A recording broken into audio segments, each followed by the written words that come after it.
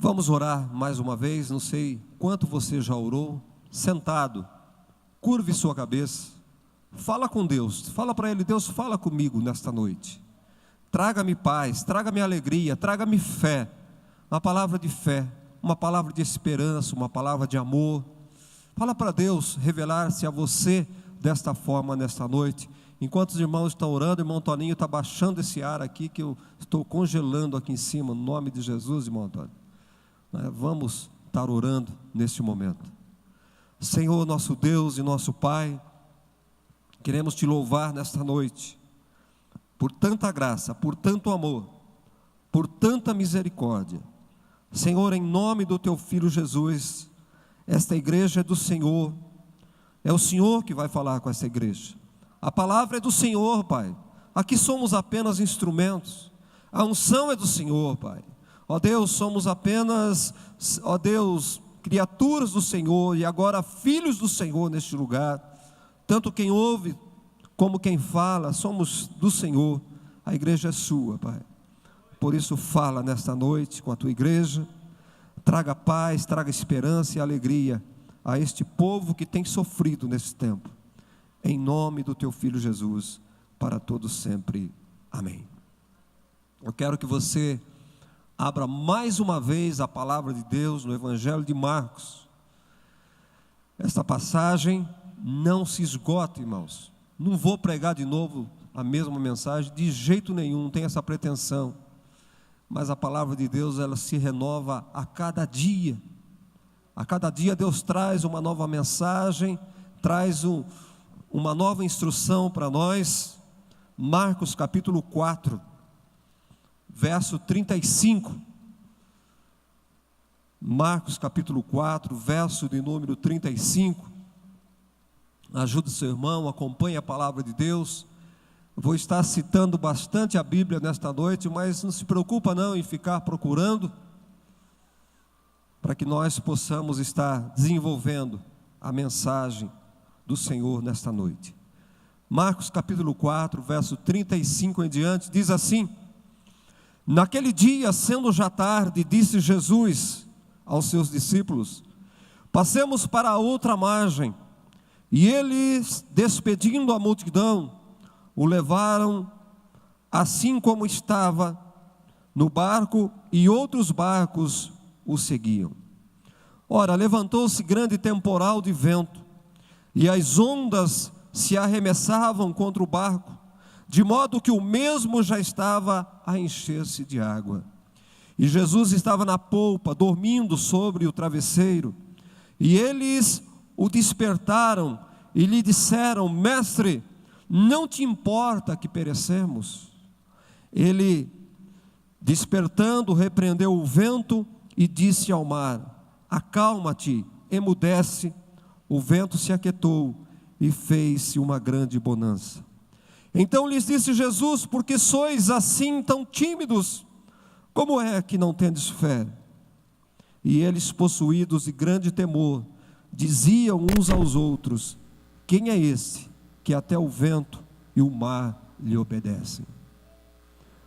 Quem é este? Quem é este, irmãos? Eu não sei se você tinha observado, mas este pequeno texto, ele é marcado por três perguntas. Três perguntas que muitas vezes nós ainda não encontramos resposta. No verso de número 38, os discípulos fazem uma pergunta a Jesus. Diante da tempestade, diante do desespero, eles fazem uma pergunta a Jesus: Mestre, não te importa que pereçamos? Não te importa que pereçamos? Irmãos, quantas vezes você já fez essa pergunta a Deus? Senhor, Tu não te importas com a minha vida, com o meu sofrimento, com aquilo que estou passando?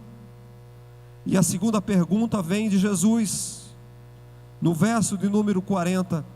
Como é que não tendes fé diante de uma situação como essa?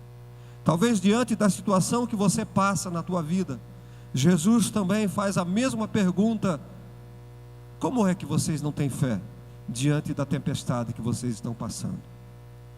Aí os discípulos voltam a fazer uma outra pergunta. E essa pergunta nós também, muitas vezes, nós não temos ainda a resposta para ela, não é? Quem é este que até o vento e o mar lhe obedecem? Quem é este? Oh, querido, que texto maravilhoso. Eu me derreti nesse texto nesta tarde. E a minha mensagem para você que gosta de acompanhar Jesus no barco da minha vida. Que coisa maravilhosa, né? Meus queridos irmãos, as tempestades do mar na nossa vida, elas são inevitáveis. Elas chegam para os ricos, chegam para os pobres. Ela chega para o crente e ela chega também para o ateu. Ela chega também para o doutor e chega também para o analfabeto. Chega para o adulto e chega para a criança. São as tempestades da vida. Elas chegam e causam alvoroço em nossas vidas. Muitas vezes elas vêm através de uma enfermidade, de um grave acidente, de um luto que nós estamos esperando, de uma perda de um emprego, de uma separação, de um marido, uma mulher, de uma crise financeira. Chegam essas tempestades na nossa vida. Enfim, elas vêm do norte, vêm do sul, do leste e do oeste. E nós não sabemos da onde ela vem em nossa vida. E elas não pedem licença para chegar, para entrar na nossa vida. Assim são as tempestades que acontecem na nossa vida. Amados, nós não vivemos aqui nessa terra. Você precisa entender isso. A Bíblia nos garante isso, que nós não vivemos aqui nesta terra brindados em uma bola de vidro, onde nada acontece de mal, onde somente coisas boas acontecem em nossas vidas. A palavra de Deus tem nos ensinado que mesmo sendo crente fiel, mesmo sendo justo, mesmo sendo reto, estamos sujeitos às lutas, estamos sujeitos às doenças, às crises e às aflições na nossa vida. Por quê? Qual é a razão? Meu irmão, deixe de fazer pergunta, não faça mais essa pergunta a Deus, porque você vai apenas estar perdendo tempo, fazendo na verdade como Deus pensa, perguntas tolas, que nós fazemos a Deus, pedindo explicação a Ele. Querido, quando a tempestade vem, a exemplo da que nós vemos na natureza, ela chega de uma forma inesperada, ela chega de uma hora para outra, não escolhe dia, não escolhe dia de festa, não escolhe dia de luto, ela vem e vem trazendo estragos, deixando destruição, deixando terror em nossas vidas. Imagine alguém em uma condição normal, e nós, quando adquirimos uma certa idade, nós vamos ao médico todos os anos fazer um check-up. Imagine vocês fazendo um check-up, exames de rotina, e quando o médico pega aqueles resultados, ele fala: nós vamos desta vez precisar fazer mais um exame nesta época, neste caso que você está passando, eu quero uma confirmação deste exame, porque eu estou vendo aqui alguma coisa estranha. Meu querido, quando o médico já pede um exame que nós não estamos acostumados, nós já ficamos preocupados, e olha que não é uma tempestade, é um vento que sopra na nossa vida. Essa semana mesmo, como é conhecido de todos nós, estamos numa cidade pequena, alguém vai ao hospital, toda feliz para dar à luz a uma criança, e era momento de alegria, era momento de felicidade.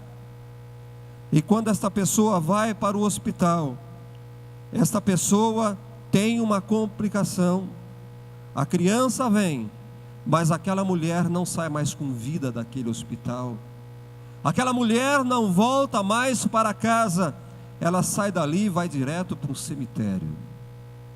Que tempestade, que tragédia. E aí vem a pergunta: ela era crente?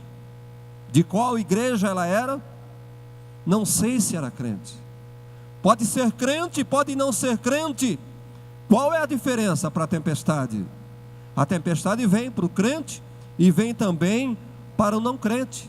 A tempestade, na verdade, ela vem para todos, querido. Então não fique perguntando porque comigo sou fiel, faço isso, faço aquilo, toco, prego, canto, adoro, jejuo. Não importa, querido. A tempestade, ela vem. Observe uma coisa nesse texto, que quando eles entraram naquele barco, o mar estava calmo, não havia sinal de vento, porque senão eles não entrariam naquele barco, seria imprudência. Mas eles entraram no barco porque tudo estava tranquilo, as águas estavam tranquilas, não tinha vento. Mas quando eles chegam no meio do mar, vem a tempestade, e não era tempestade de chuva, como diz o texto na palavra de Deus, era uma tempestade de vento. Ah, você pode falar, mas tem que falar que é tempestade de vento? Amados, era uma tempestade de vento. Tem tempestade de vento, tem tempestade de chuva, tem tempestade de areia. Então ele fez questão de dizer que era uma tempestade de vento. Para você entender, no mar da Galileia, as águas não são salgadas. O mar da Galileia, na verdade, ele é um lago de água doce. O seu tamanho também, a sua largura, não tem a largura e o tamanho de um mar, de um oceano. Ele mede 21 quilômetros de comprimento, por 14 metros de largura. E ele fica abaixo do nível do mar. E ele é cercado por montanhas. E lá acontece de vez em quando um fenômeno curioso naquela região. De vez em quando os ventos gelados que vêm lá do Monte Hermon, cujo topo da montanha está sempre coberto de gelo, e aquele vento sopra morro abaixo e bate naquelas águas do mar da Galileia, causando tempestade. A verdade é que foi isso que aconteceu naquele dia, foi este o fenômeno daquele dia. Então eles saem para navegar com tempo bom, e vem o vento de repente e agita o mar, colocando a vida daqueles discípulos e a própria vida de Jesus em perigo. É o que você pensa. Aquele vento veio, a tempestade veio e colocou a vida dos discípulos e a vida de Jesus em perigo. Você está errado, meu querido. Como é que um vento, como é que a tempestade pode colocar a vida do Filho de Deus em perigo? Como é que o vento pode destruir? Como é que o vento pode matar o Filho de Deus? E da mesma forma, amados, somos nós. Da mesma forma eram aqueles discípulos. Jesus estava naquele barco. Aquele barco jamais tinha a pretensão de ir para o fundo do lago. Jesus estava no barco. Os discípulos estavam com Jesus. Aquele barco jamais afundaria. Mas os discípulos entram em desespero quando vem a fúria do mar, quando vem o vento soprando forte contra eles. Quando vem a tempestade na sua vida, será que verdadeiramente você será destruído? Quando vem a tempestade na sua vida, será que o barco da sua vida vai afundar no mar das águas da vida? Irmão, precisamos pensar nessas coisas. Precisamos pensar na nossa fé. Precisamos pensar na nossa crença. Precisamos repensar o que é que nós estamos fazendo muitas vezes dentro de uma igreja. Assim acontece com nossas vidas. As tempestades chegam num percurso normal das nossas vidas. O vento chega de repente e agita as águas, causa-nos pavor, ficamos com medo. ficamos desesperados, fazemos besteiras. Será que é preciso entrar em desespero? Será que é preciso ficar desesperado? Meu amado, Jesus nos ensina nesse texto. Esse texto está aqui para nos ensinar que as tempestades que vêm nas nossas vidas, muitas vezes elas são também inadministráveis. Não tem como administrá-las muitas vezes. Entendemos uma coisa aqui: aqueles discípulos, eles conheciam aquele lago, eles viviam naquele lago, eles eram pescadores, eles passavam mais parte do tempo dentro daquele lago do que dentro das suas próprias casas. Naquele lago eles passavam 18 horas por dia, mas de repente chega a tempestade e eles tentam administrar aquela situação. Eles tentam manter o barco sobre as águas, eles tentam remar, mas a força deles se torna pequena. E a tempestade parece que vai ficando cada vez mais forte. Então eles perdem o controle de tudo ali. Quantas vezes que nós perdemos o controle de tudo diante de uma situação que nós estamos passando? É igual, gosto de lembrar disso, a morte do piloto Ayrton Senna. Ele dominava aquele carro como um brinquedo em suas mãos, mas de repente ele entra numa curva, numa situação que ele perdeu o controle do seu brinquedo, e ele morreu com seu próprio brinquedo. Quantos de nós, você, excelente naquilo que você faz, perito naquilo que você faz, mas de repente você se vê numa situação que você perde o controle da situação. Desespero, vou fazer besteira. Talvez você esteja vivendo uma situação parecida como essa na tua vida, querido. E o Senhor traz essa palavra nesta noite para você deixar o desespero de lado, para você não cometer uma besteira. Não está nas águas do mar da Galileia os problemas estão em todos os lugares da nossa vida, está no cotidiano do nosso dia a dia. Tudo pode acontecer na nossa vida, ainda que tudo esteja bem conosco, de repente pode acontecer uma tempestade, como nós estamos vivendo nesse momento. Tudo ia bem, o país estava crescendo, as empresas estavam crescendo, prosperando, comprando, vendendo, passeando, mas de repente vem a crise financeira, e a crise financeira está querendo afundar a nossa empresa, querendo afundar a nossa família, querendo afundar o seu casamento, o seu filho se perdendo. Muitas vezes você, cristão, criou na igreja, mas parece que o mundo lá fora, as águas do mundo lá fora, estão arrastando os seus filhos para lá. O que fazer, meu querido, diante de uma situação dessa? O seu ministério não está fluindo, a sua saúde, você tinha saúde, mas de repente não tem mais saúde. O que fazer? De repente aquilo que é tão conhecido, costumeiro, começa a transformar-se num monstro diante de nós.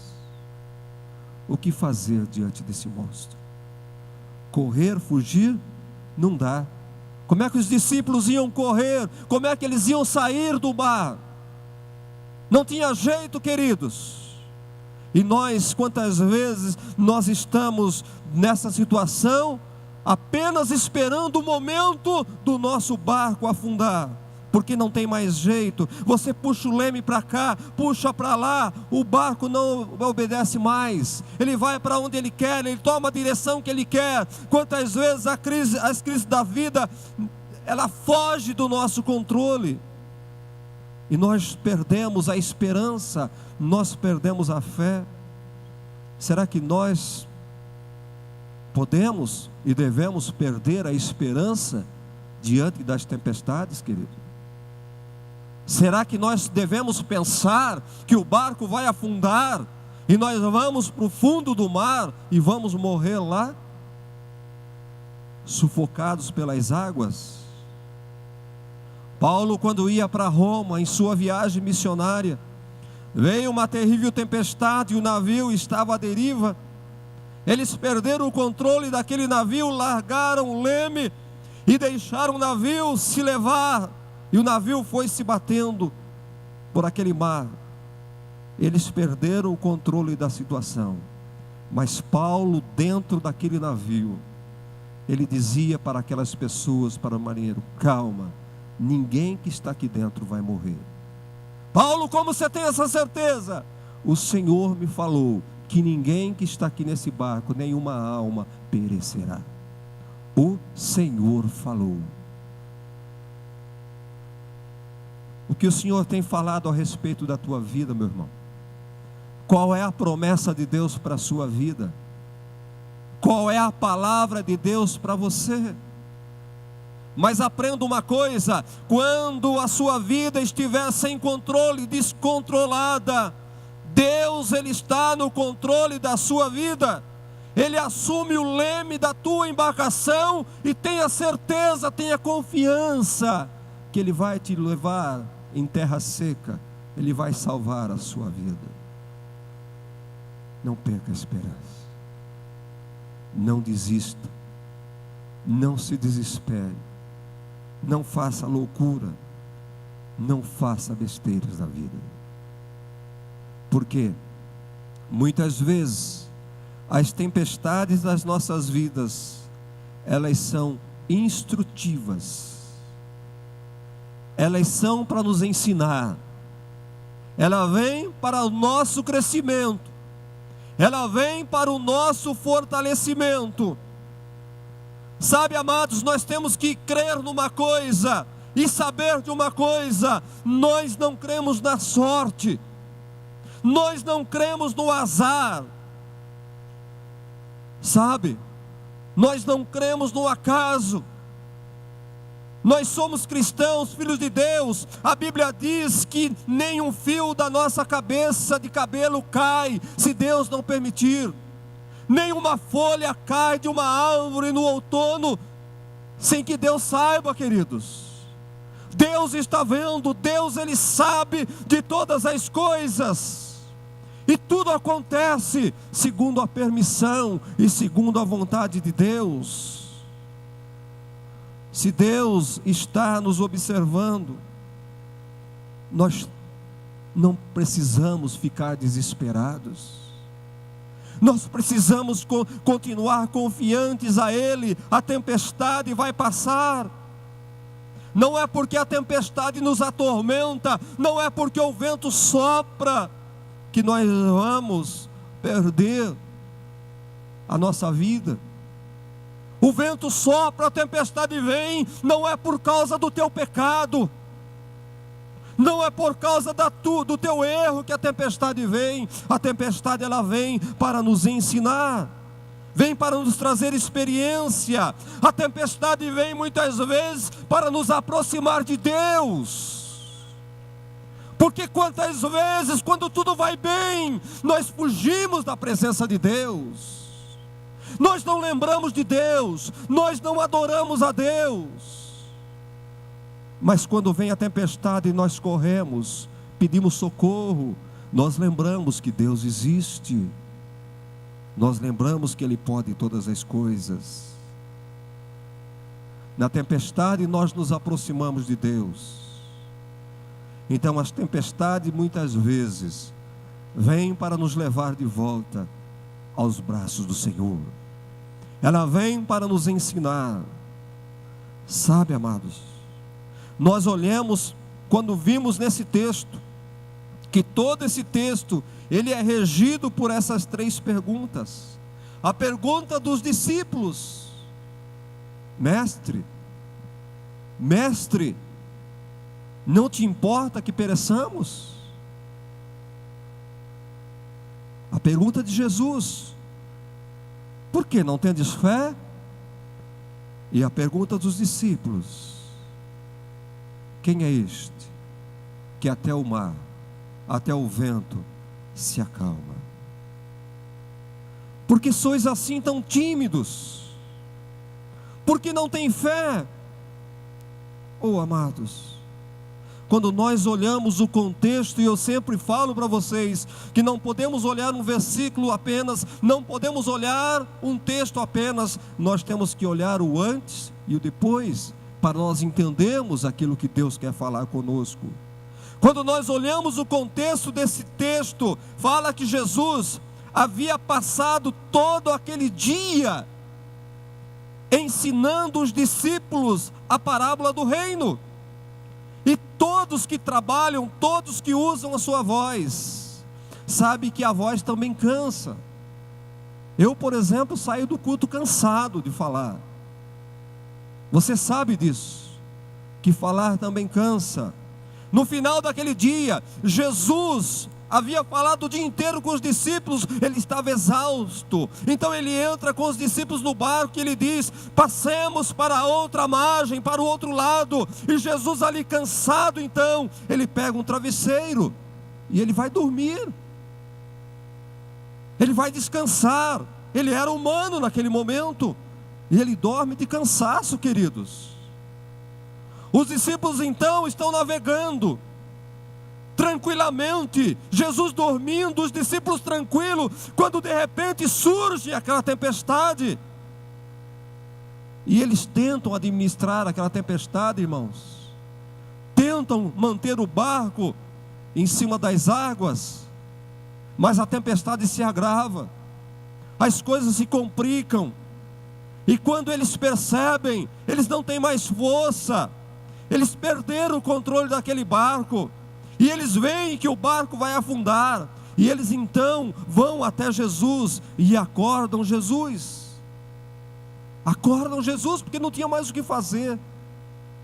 Eu aprendo uma coisa nesse texto também, queridos, que em toda e qualquer situação, em primeiro lugar, nós temos que esgotar as nossas forças, porque depois que nós esgotarmos as nossas forças, vem o agir de Deus.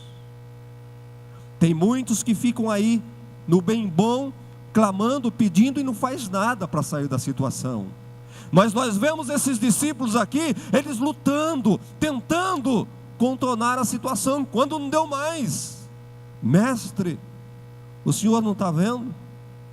Vocês acham que Jesus estava vendo, amados? Jesus estava dormindo. Jesus dormia na polpa daquele barco. E eles dizem então, eles acordam Jesus, eu imagino um desespero total ali, com uma pergunta, amados. Se você perceber, a pergunta deles tem um tom de censura para Jesus. Eles estão recriminando Jesus, eles estão censurando Jesus, como se Jesus estivesse vendo o que estava acontecendo. Mestre, olha aí no verso 38, tu não te importas? O Senhor não se importa, mestre? Isto é uma censura a Jesus, é uma acusação. Por que é que os discípulos fazem essa pergunta censurada? E às vezes achamos até desrespeitosa a Jesus. No momento do desespero, não te importas? Olhe para você, querido. Quantas vezes nós agimos da mesma forma, em momento de desespero, e nós saímos dando tiro para todos os lados, achando culpados pelo problema que está acontecendo na nossa vida, e sobra para Deus, né? Porque Deus permitiu, porque Deus deixou acontecer aquilo. Observe a nossa vida, compara com os discípulos. A sensação nossa é que Deus está vendo tudo o que está acontecendo e não toma uma posição. Ele fica acomodado. Jesus, você não está vendo? Nós estamos passando por isso e o Senhor continua dormindo. Olha aí, vamos morrer, Jesus. Nós quantas vezes agimos dessa forma? Parece que Deus está distante. Jesus estava dentro daquele barco e parecia que Jesus estava muito longe. Parecia que Jesus não amava eles. Da mesma forma, parece que Deus não nos ama. Parece que não somos filhos de Deus. Parece que Deus está dormindo diante da crise que nós estamos vivendo. Que crise você está passando? Talvez aqueles discípulos quisessem dizer a Jesus, mas não tiveram tanta coragem assim. Nós aqui quase morrendo, e você aí dormindo, como se nada estivesse acontecendo. Será que nós não falamos isso para Deus indiretamente muitas vezes, diante das tempestades da nossa vida? Nós agimos da mesma forma, queridos. O Senhor não vê, o Senhor não estende as mãos. Note porque os discípulos fazem aquela pergunta com um tom de censura. Sabe, Jesus estava tranquilo, dormindo naquele barco, e eles passando o maior apuro, e nós passando apuro nessa terra. Parece que o Senhor nos colocou aqui. Eu já ouvi alguém dizer: Deus colocou, criou o mundo, colocou nós no mundo, agora vocês se virem, vocês se matem, vocês se rachem aí. Eu já vi muitos, até crentes, dizendo isso. Será que é assim mesmo? Será que é verdade o pensamento dessas pessoas, meu amado? Sabe, por que eles fizeram aquela pergunta para Jesus? Por que você faz esse tipo de pergunta para Jesus certas vezes, para Deus? Amados, pensa comigo. Não era fácil para aqueles discípulos, não era fácil para eles conviver com uma coisa, a obediência a Jesus, e o que estava acontecendo naquele momento. Obedecer a Jesus, eles estavam ali em obediência a Jesus. Por que é que então estava acontecendo aquela tempestade? Estavam na vontade de Deus, estavam fazendo a vontade de Jesus. Oh, amados, foi Jesus quem disse para eles, no verso 35, passemos para o outro lado. Então eles entraram no barco naquela hora, foram obedientes, porque Jesus mandou eles entrarem no barco. Eles não foram por conta própria. Nossa vida também é assim, amados. Estamos muitas vezes fazendo a obra de Deus, estamos corretos, somos justos, somos honestos, e de repente vem uma tragédia. Como é que eles podiam entender aquilo? É normal em situações como essas dar um nó em nossa cabeça, dar um nó na nossa fé, e nós desacreditarmos da palavra de Deus, da vontade de Deus. Entender a tempestade de Jonas, meu amado, entenda isso comigo. É muito fácil entender a tempestade de Jonas. Deus tinha dado uma ordem a Jonas: vai para lá, vai para Nínive. Ele toma um rumo errado, ele desobedece a Deus. Aí então Deus manda a tempestade alcançar Jonas, para que Jonas pudesse voltar na vontade de Deus. Mas aqui nos discípulos não, eles estavam em obediência, eles estavam fazendo a vontade de Deus. Então aquela tempestade no mar da Galileia, naquele momento, era incompreensível para aqueles discípulos.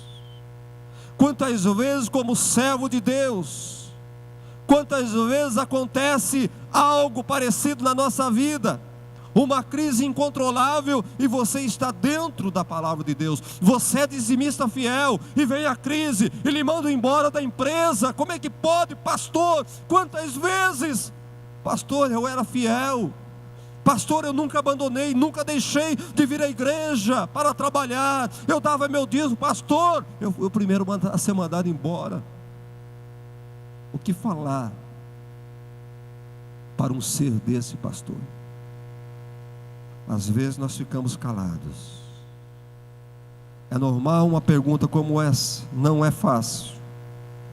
quando nós olhamos para a vida do apóstolo Paulo, entenda uma coisa, nós olhamos para a vida do apóstolo Paulo, ele escreve para a igreja de Filipos, e ele diz assim: meus irmãos, eu quero que vocês saibam que todas as coisas que me aconteceram contribuíram para o progresso do Evangelho. Todas as coisas que aconteceram na minha vida contribuíram para o progresso do Evangelho. Aí você vai perguntar: pastor, o que é de bom que aconteceu na vida do apóstolo Paulo?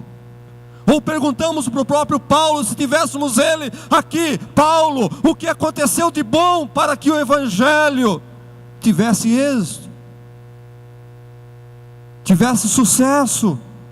E aí Paulo, ele começa a falar para nós: eu passei por muitas lutas, eu fui perseguido em Damasco, eu fui rejeitado em Jerusalém, eu fui apedrejado em Listra, quando eu fazia a obra missionária, eu não estava fazendo turismo, eu fui apedrejado lá.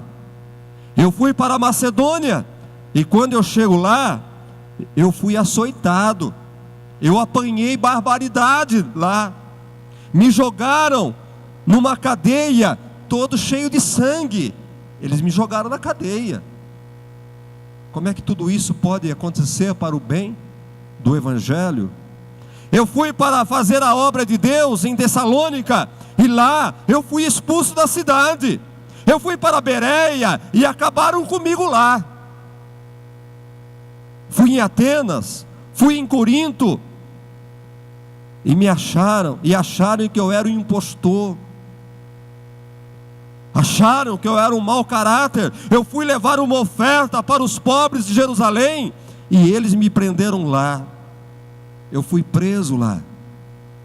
Fui para Roma, porque Deus me mandou ir para Roma, e no meio do caminho o navio naufragou, e chegando numa ilha, depois do naufrágio, eu fui picado por uma cobra.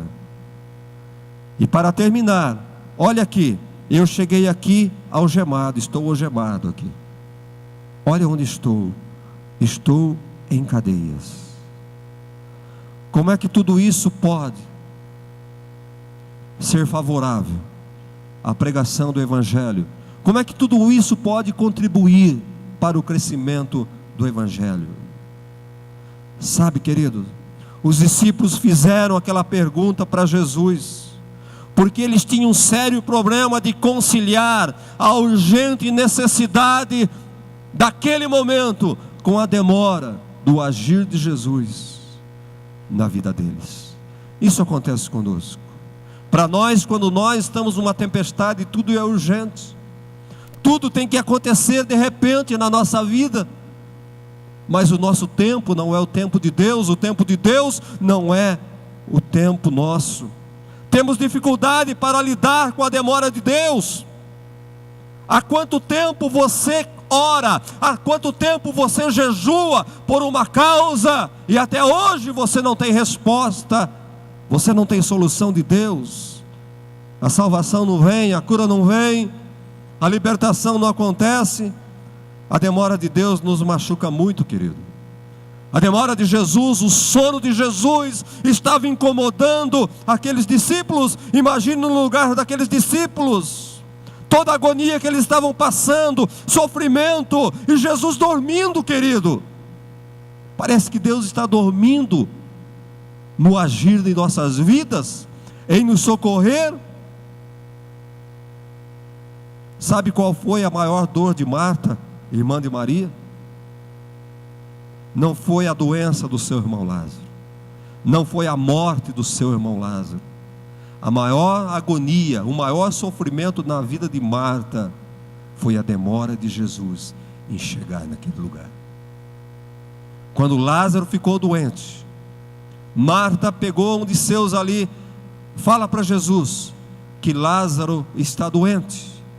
E da onde Betânia até onde Jesus estava demorava um dia para chegar. E pelo entendimento, quando aquele servo chegou até Jesus, Lázaro já havia morrido no final da tarde. E Jesus fala para aquele servo: você volta lá e diz para Marta que a doença de Lázaro não é para a morte, é para a glória de Deus. Nós não entendemos, querido. Como é que pode? É para a glória de Deus. E quando aquele rapaz volta e chega até Marta, passaram-se 2 dias, Lázaro já havia morto. Ele não sabia o que estava acontecendo ali, e ele chega: Marta, Jesus mandou dizer que a doença do seu irmão, de Lázaro, não é para a morte. Mas como não é para a morte? Lázaro já está morto, Lázaro já está embaixo da terra. Como que não é para a morte? Como que Jesus fala isso? Sabe, querido, e a Bíblia diz que Jesus demorou ainda mais 2 dias para chegar lá. E observa no texto de Marta e Maria e Lázaro, quando Jesus chega ao meio do caminho, Marta sai ao encontro de Jesus, e eu imagino Marta chegando assim: Jesus, por que é que você está vindo agora? Agora você não precisa vir mais, porque Lázaro já morreu. Você pode ficar lá onde você estava. E o maior sentimento de Marta era: como é que ele disse que nos amava tanto, se ele não veio socorrer o nosso irmão? Se ele não veio socorrer, Jesus demorou. Como é que ele ama? Ele deveria ter vindo urgentemente para resolver o problema de Lázaro. Nós temos esse problema, querido, a demora em Deus nos atender. Nós chutamos o balde, jogamos tudo fora, a nossa fé, a nossa crença, jogamos a nossa salvação fora, por causa do desespero da tempestade. Quem ama socorre com urgência. Sabe, queridos, qualquer tempestade, para alguém que está vivendo uma tempestade, como se diz, né? A pessoa que está vivendo aquele momento, ela faz de um copo d'água uma tempestade. E tudo é importante, e ela não entende as coisas de Deus. Sabe, meus queridos, aqueles discípulos não entendiam a demora no agir de Jesus. Mas a eles também, por uma outra razão, eles não entendiam, eles ficaram desesperados. Como conjugar crise com o total silêncio de Deus? Como conjugar, como compreender uma tempestade acontecendo na nossa vida e Deus calado? O mar estava revolto, o vento assoviava, o barco balançava, e Jesus estava calado dentro do barco. Jesus dormia dentro do barco. Jesus não agia dentro do barco. Se Jesus estava dormindo, ele estava em total silêncio. E o silêncio de Jesus gritava mais alto nos ouvidos daqueles discípulos do que o próprio barulho das ondas e dos assovios dos ventos. É isso que acontece, meu irmão, dentro da sua casa, dentro da igreja. Você está passando por uma situação difícil e você quer uma resposta ali, e você está desesperada, mulher, e o teu marido está quieto. Isso te irrita, não irrita? Você está passando por dificuldade, o pastor está quieto. Isso irrita a igreja. O pastor faz alguma coisa, o pastor está quieto. Como se nós pudéssemos fazer alguma coisa. Deus está calado. Não é fácil. Olhemos, irmãos, para a vida de Jó. O que diz Deus a respeito de Jó? Olhe para Jó. O que foi que Deus disse para Jó? O que foi que Deus disse de Jó? Mas Jó era um homem sério, um homem de Deus. Mas por permissão de Deus, Satanás ataca aquele homem e acontece toda a tragédia em sua vida. E Jó perde a sua casa, perde os seus bens, perde os seus filhos. Jó perde os amigos, Jó perde o apoio da sua esposa. Jó perde o apoio de todos, ficam sozinho. E ele vai para um lugar e fica raspando as suas feridas com um caco de telha, como diz a palavra de Deus, sofrendo, sem ninguém. sem nada, sem ele mesmo, porque ele não tinha mais o seu corpo para carregar o seu espírito. Jó estava sem ninguém. Jó não era nada. Seu corpo não prestava mais para nada, meu amado. Quantas vezes ficamos em situação assim? E muitos pensam que Jó, ele foi paciencioso em toda aquela situação. E quantas vezes eu vi, precisamos ter a paciência de Jó. Irmão, acorda, igreja. Será que Jó foi paciencioso? Será que Jó teve essa paciência que nós pregamos muitas vezes? A palavra de Deus está na palavra de Deus. A palavra diz que Jó, ele gritou, Jó se esperneou. A Bíblia diz que 16 vezes ele fez a mesma pergunta a Deus. Por que Deus que eu nasci? Por que Deus que está acontecendo isso? Por que Deus eu estou sofrendo? Por que Deus o Senhor não me mata? Por que Deus a minha mãe tinha leite e eu não morri de fome? Jó não ficou calado diante da situação. Jó ficou desesperado. Sabe qual foi a resposta de Deus a Jó? Sabe o que Deus falou para Jó? Deus não falou nada para Jó. Há momento em nossas vidas que Deus se cala. Jó levantou os céus, querido, 34 vezes a sua queixa. Para você que acha que Jó sofreu calado e paciencioso, 16 vezes ele fez a mesma pergunta. 34 vezes ele queixou-se a Deus. Sabe qual foi a resposta de Deus? Nenhuma resposta. Deus ficou calado. Quando Deus rompeu o silêncio, quando Deus abriu a boca, Deus ele não deu nenhuma explicação a Jó. Deus não deu explicação. Irmãos, não fique esperando explicação de Deus pela tempestade que está acontecendo na sua vida. Senão você vai deixar esse Deus. Você vai abandonar Deus. Pelo contrário, Deus fez 70 perguntas a Jó. Quando Deus abriu a boca para falar com Jó, o Senhor lhe colocou 70 perguntas a ele. Sabe, meus amados? E a pergunta de Deus é: onde? Onde? Onde você estava? Onde eu estava? Onde isso? O que é aquilo? E Jó foi se encolhendo. Jó foi se encolhendo, se escondendo e disse: agora sim, Senhor, eu sei que tudo podes. Agora sim eu sei que tudo sabes. Eu me abomino no pó e nas cinzas, porque os meus olhos viram o Senhor.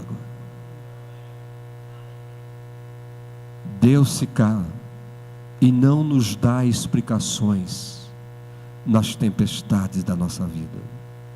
Entenda uma coisa: Deus restaurou a vida de Jó completamente, mas não deu nenhuma palavra de explicação.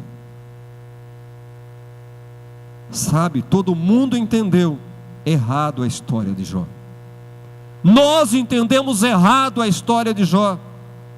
Satanás, ele foi o primeiro. Ele achou que ninguém podia adorar a Deus e amar a Deus mais do que o dinheiro, mais do que as coisas, mais do que a família, mais do que a sua própria pele. Deus adorou e continuou firme na presença de Deus. A mulher de Jó estava errada, porque ela achou que ninguém podia adorar a Deus. No meio do sofrimento, morre Jó. Os amigos de Jó estavam errados, porque achavam que Jó estava sofrendo por causa de um pecado gravíssimo.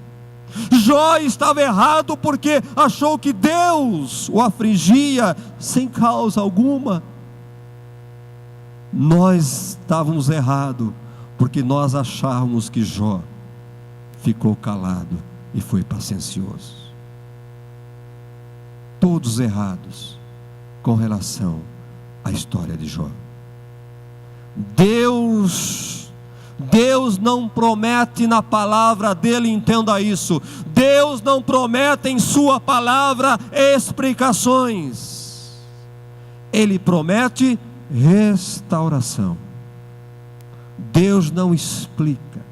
Deus não tem que explicar nada para você, meu querido. Quem és tu como Jó? Ele promete restauração. Ele promete salvação. Verso 39. E ele, Jesus despertando, repreendeu o vento e disse ao mar: acalma-te, emudece. O vento se aquietou e fez-se grande bonança. Entenda, irmãos, Jesus então se levanta nesse momento e repreende o mar, repreende o vento e diz: aquieta-te, acalma-te. E o mar ficou calmo, como uma fera selvagem se encolhe no meio da mata e vai baixando a sua fúria. O mar foi se murchando, e as águas ficaram calmas, serenas e tranquilas, com a palavra de Jesus. O vento furioso ficou manso, e quando a situação ficou resolvida, Jesus, então ele faz a pergunta, quando tudo está resolvido, aí então Jesus fala e faz a pergunta: por que sois assim tão tímidos? Por que não tendes fé? Amados, se nós estivéssemos dentro daquele barco, será que nossa reação seria diferente das dos discípulos? Eu creio que não. Mas por que aqueles discípulos deveriam ter fé? Por que aqueles discípulos, é importante essa parte da mensagem, por que aqueles discípulos deveriam ter fé diante de uma situação daquela? Porque, meus amados, nós devemos ter fé diante de situações de desespero, diante de tragédia na nossa vida. Por que temos que ter fé? Será que nós não temos o direito de perder a fé? Será que os discípulos não tinham o direito de perder a fé? Eles deveriam ter fé e não medo, por causa da palavra de Jesus. Devemos ter fé, não ficar desesperado, por causa da palavra de Jesus, querido. Olhe no verso 35. Naquele dia, sendo já tarde, disse Jesus: passemos para a outra margem. Vamos passar para a outra margem. Se Jesus disse: passemos para a outra margem, o destino era onde? A outra margem. O destino era a outra margem, querido. O destino não era o fundo do mar. O destino não era o cemitério. Jesus disse: vamos passar para a outra margem, e foi dormir. Oh amado,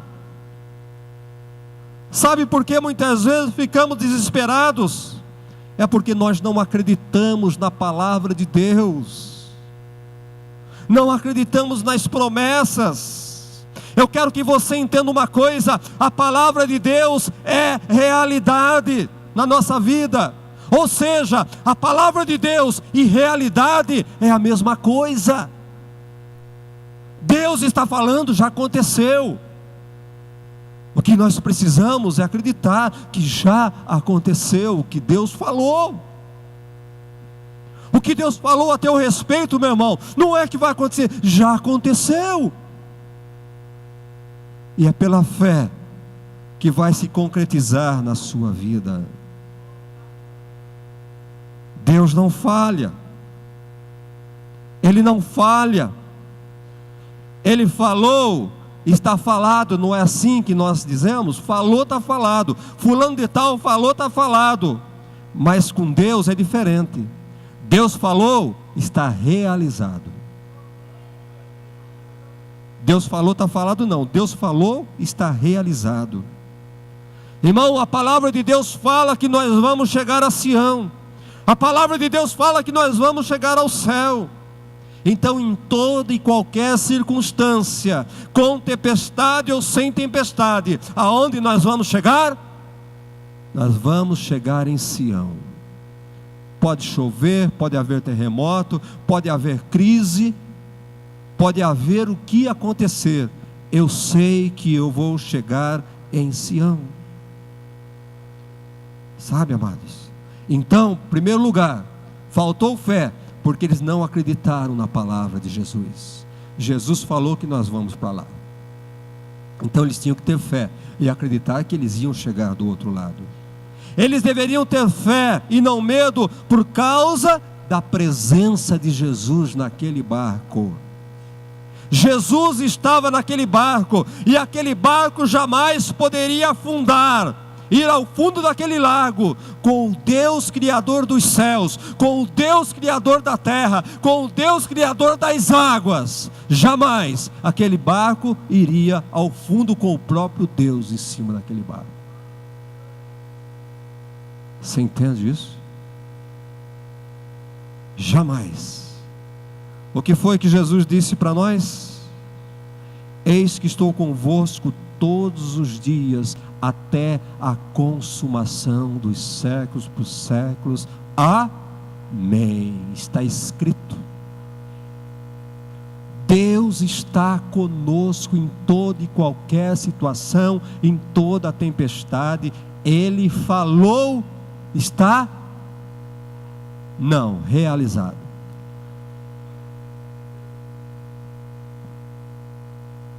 Nós vamos chegar lá, queridos.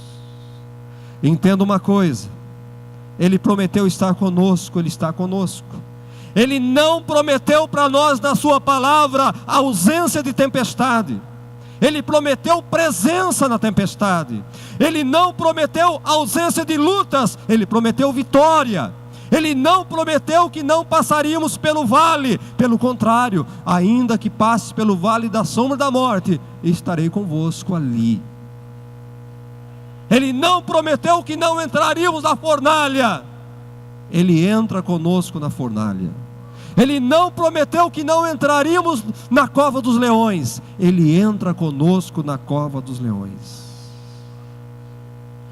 Ele não prometeu que não passaríamos pelas águas e pelo fogo.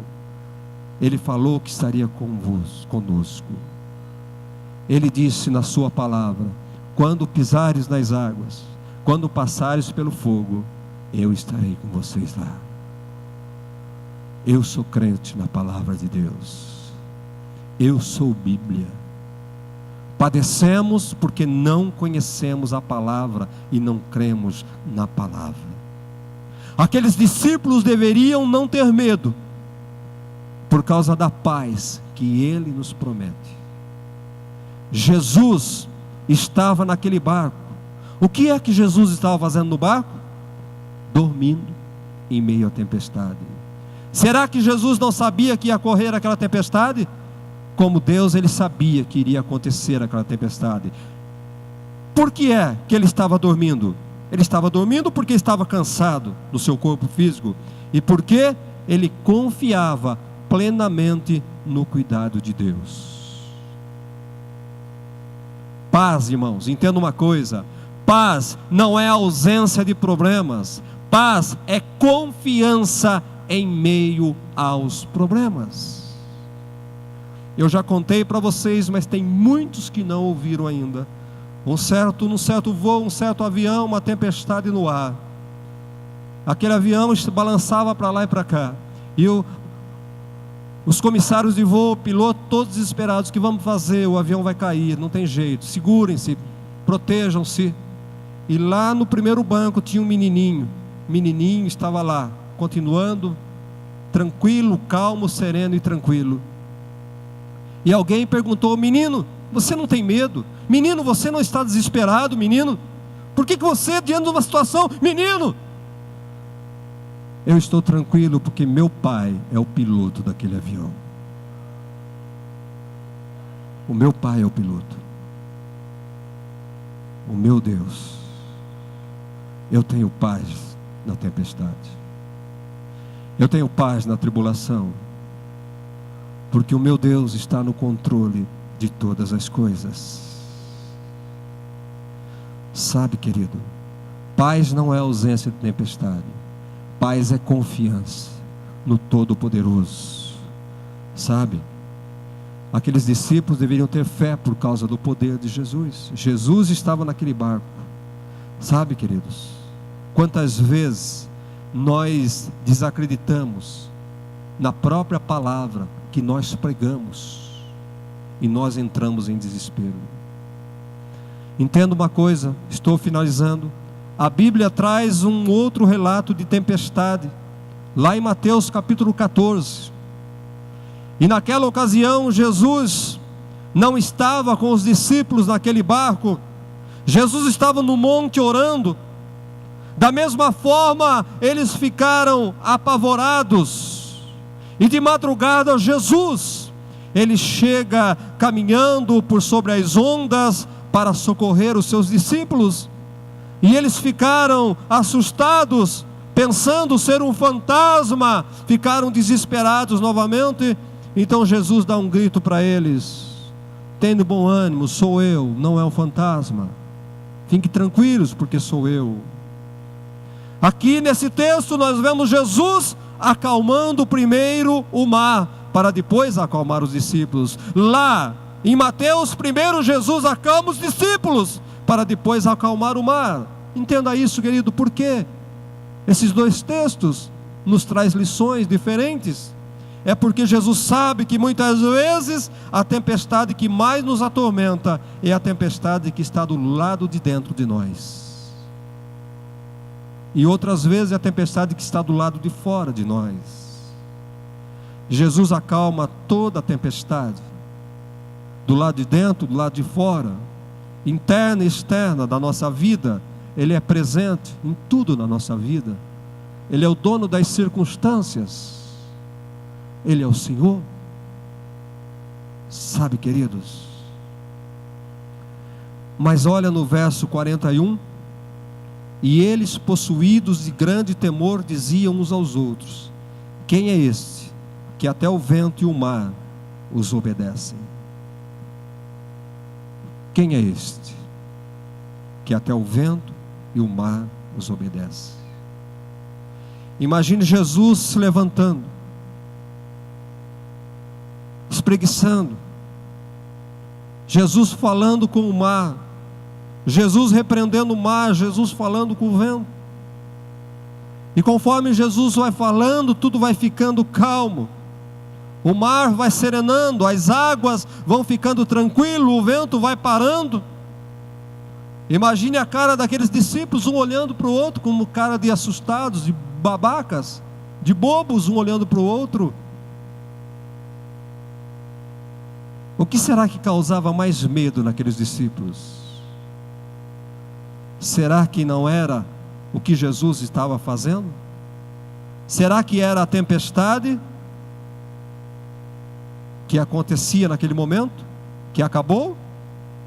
Ou era o fato do mar se acalmar, do vento parar? O que é que causava mais espanto naqueles discípulos? Quantas vezes acontece conosco? O que é que nos causa espanto muitas vezes?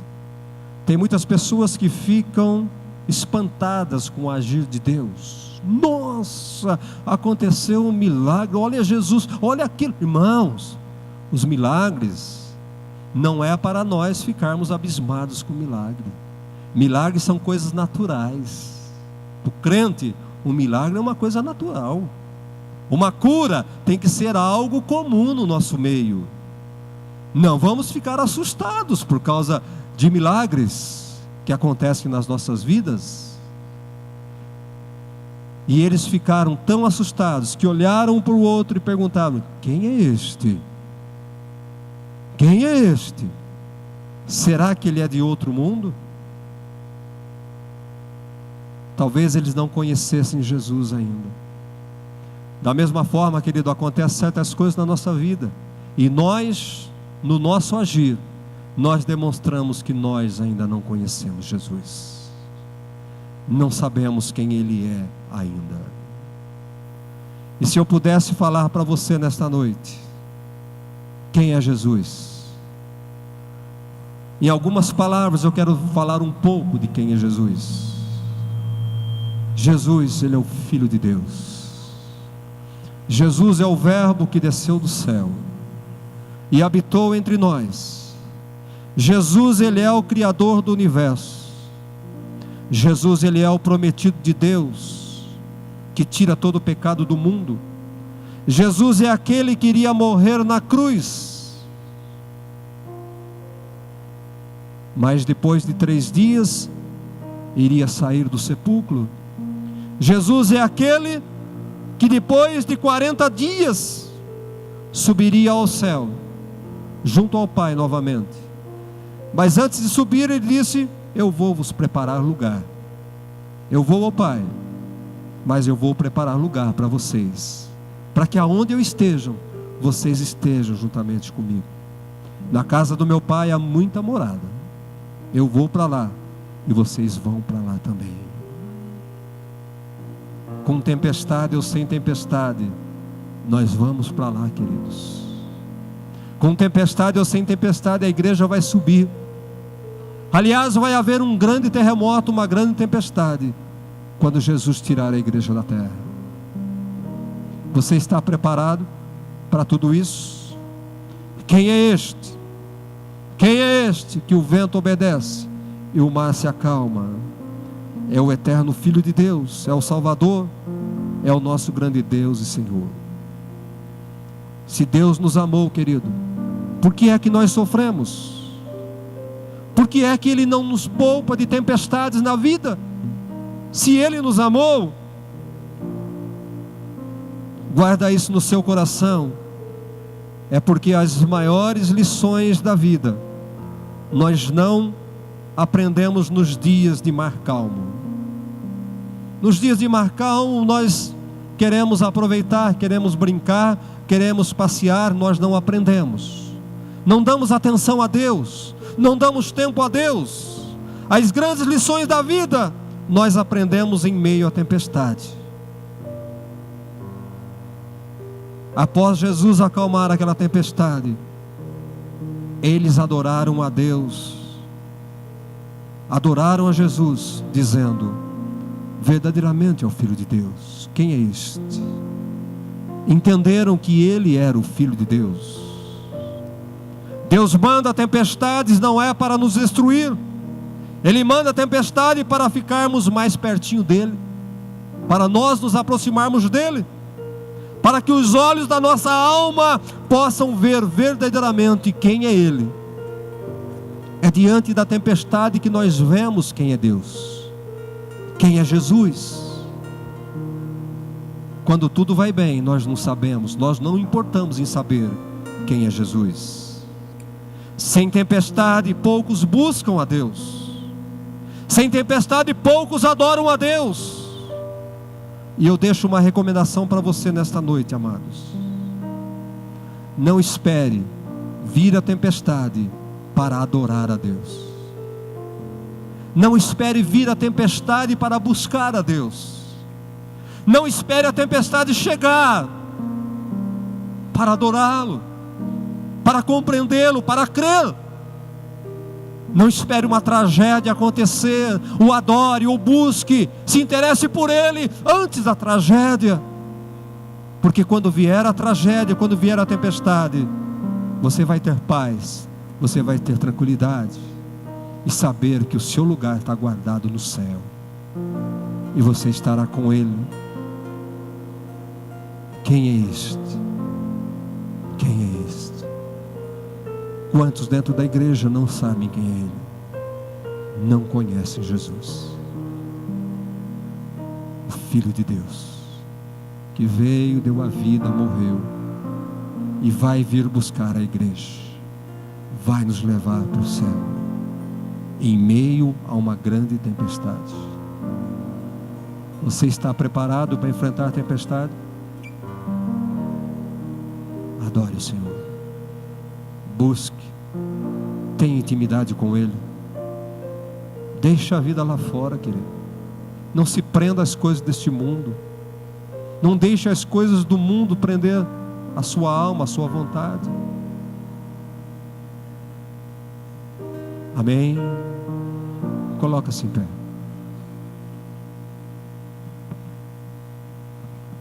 Aleluia, Senhor.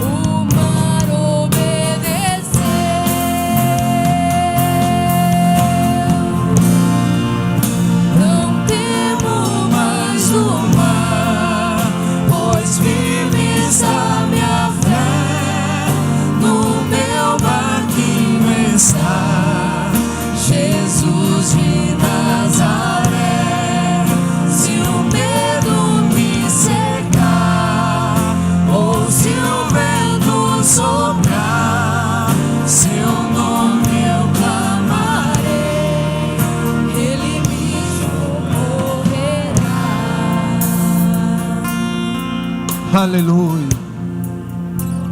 aleluia, aleluia. Jesus está na nossa vida, Jesus administra a nossa vida. Aonde está a tua fé? Meu barco em alto mar, o medo me cercou e quis me afogar. Mas então eu clamei ao Filho de Davi, Ele me escutou, por isso estou aqui. O vento Ele acalmou, o medo repreendeu, quando Ele ordenou, o mar obedeceu.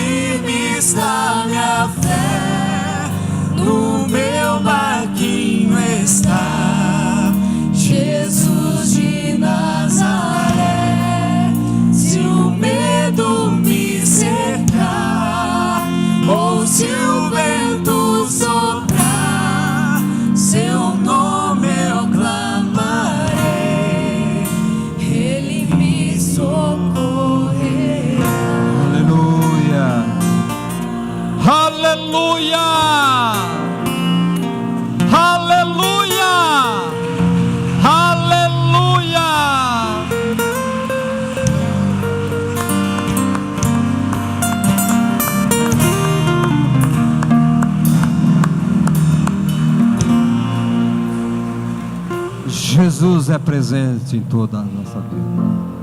Não temo vento, não temo mar. No seu barquinho Ele está, no barco da tua vida, e o barco não vai afundar. Acredite em Deus, acredite na palavra de Deus. Erga suas mãos. Senhor, que o Senhor encha de fé esta igreja. Não deixe o teu povo desanimar em meio à tempestade. Não deixem ficar desesperados, Pai. Ó Deus, ajude-os na tribulação, ajude-os na tempestade, Senhor. Fortaleça a fé. Ó Deus, em nome de Jesus, acalma o mar da nossa vida, acalma o vento que sopra sobre nossa vida, Pai. Queremos sentir a tua paz, queremos continuar crendo na tua palavra. Abençoa teu povo, a tua igreja, no nome de Jesus. Deus abençoe. Jesus está presente.